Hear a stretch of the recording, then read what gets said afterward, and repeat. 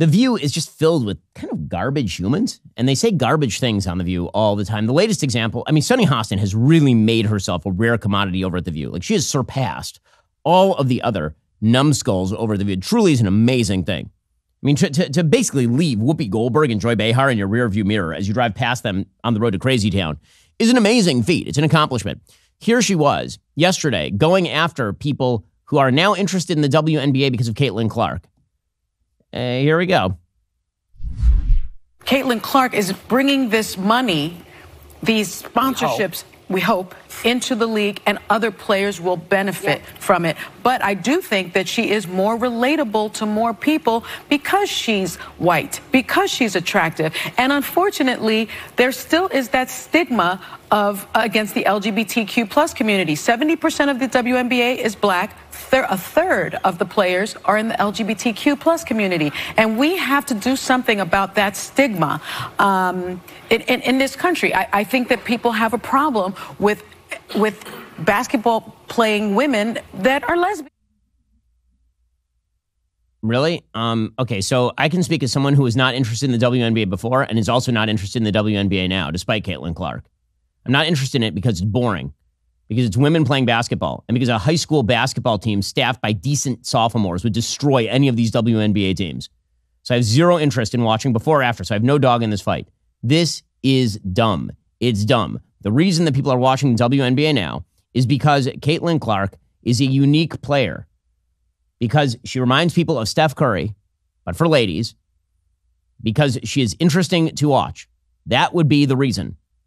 I have not heard one story about her sex life as though this is the reason why people are watching. Also, she's not the first person in WNBA history to, at the time, draw a crowd.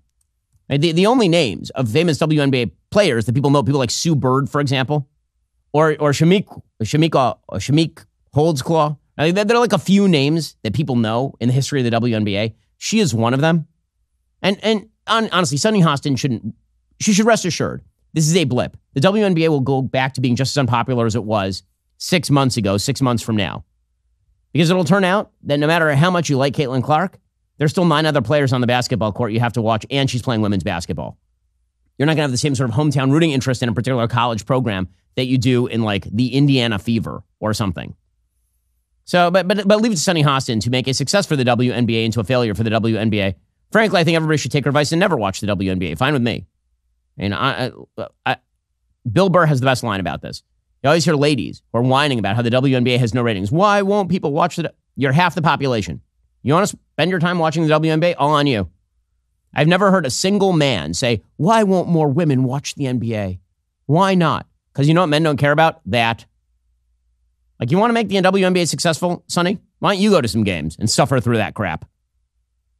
Honest to God, you watch the highlights of these ladies. And again, they'd all destroy me in a basketball game, but I'm not a professional basketball player, nor am I asking to be paid money to play basketball.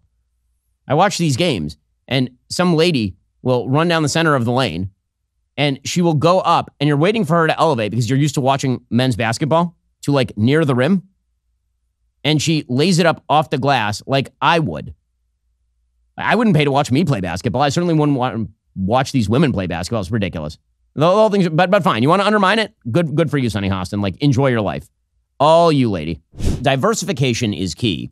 One notable example of an investor who didn't diversify his portfolio is Carl Icahn. Icahn held a significant stake in Hertz. When Hertz filed for bankruptcy in 2020 due to the impact of COVID-19, the value of Icahn's investment plummeted. Icahn eventually sold his stake at a substantial loss. This is why you should diversify. During times of economic uncertainty or market volatility, investors tend to flock to gold as a safe haven asset.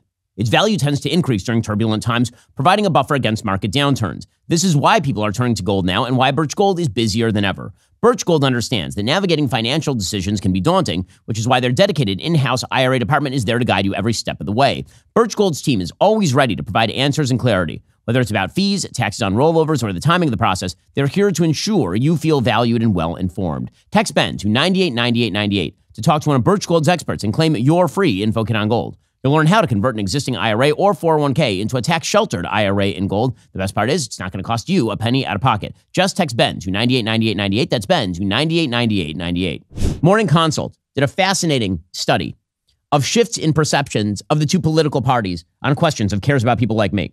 from 2016 to 2023, which is the Trump era. In 2016, 43% of Americans believed that the Democratic Party cares about people like me. By 2023, that number was 41%. So they basically were stagnant or a little down.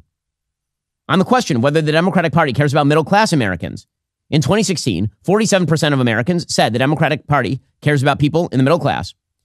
That number is now 46%. So the Democratic Party is stagnant. Now look at the action on the Republican side of the aisle on this one. Republican Party cares about people like me. In 2016, only 30% of Americans said yes. In 2023, that number was 39%. 39%. So that went from a 13-point gap on Democratic Party cares about people like me versus Republican Party to a 2-point gap on which party cares about people like me. That is all Donald Trump. That is a Donald Trump move. Okay, now, as to the question of caring about middle-class Americans, in 2016, the Republican Party, only 33% of Americans said the Republican Party cared about middle-class Americans. By 2023, that number is now 42%. What that means is that a 14-point gap in favor of the Democrats shifted to a 4-point gap in favor of the Democrats. This is why you have a systemic problem for Joe Biden. It does not seem curable. And he has to rely, in the end, on the cares about me election, because it can't be a revolution election. It can't be a unity election. He has not unified the country. His leadership is awful. His policies are bad. The big problem for him is, how do you convince people that an 80-year-old senile man who stumbles into walls, yells at people on a regular basis, is crotchety and nasty to people around him? How do you convince people that that guy cares about people like them? This is inherently the massive problem that the Biden campaign has. I mean, start with the fact that his age actually does play into this. His age does play into this. The reason that his age plays into this is because, again, when you think of sympathetic people, people who care about people like you tend not to think of people in the early stages of Alzheimer's. Does anyone look at Joe Biden and think he cares about people like me? Even when Joe Biden is trying to do the routine that he was much better at 20 years ago, the hand-holding, the sympathy. I mean, how much of media coverage about Joe Biden has been, well, this is a man who knows what it's like to suffer. And he's suffered just like you've suffered. But the problem is that how many times can you drag out Beau Biden's story in the wrong context before you stop looking sympathetic and you start looking manipulative? And that's Joe Biden. Joe Biden's constant state of confusion makes it impossible for people to believe that he is a deeply sympathetic person to their concerns and needs, capable of carrying out the work they want done on their behalf. That's why every clip of Joe Biden looking confused is terrible for him. And here he was yesterday, looking extremely confused. Okay, next. Do I ask the next question as well? What was my question? Sir, your question was, Haiti, can the United States and Kenya or the nations collectively break the backs of this coordinated militia that has the grips of the nation? That nation. Yes. Okay, he doesn't even know, like, he looks what's going on, because he doesn't know what is going on. In fact, he knows so little of what's going on that even Jill Biden, who is his designated caretaker, leading him from place to place, even she is getting impatient with having to try to figure out where to lead the old man.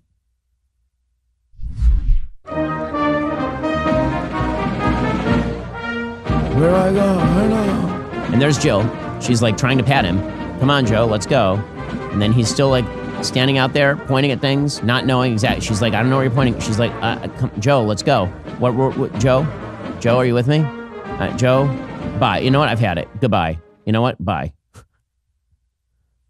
Joe Biden is not capable of winning a cares about me election. Are you tired of the lies and the twists of the mainstream media talking points? Yeah, me too. Join me in my newest series, Fact, where I dismantle and bring truth to this tiring mainstream agenda.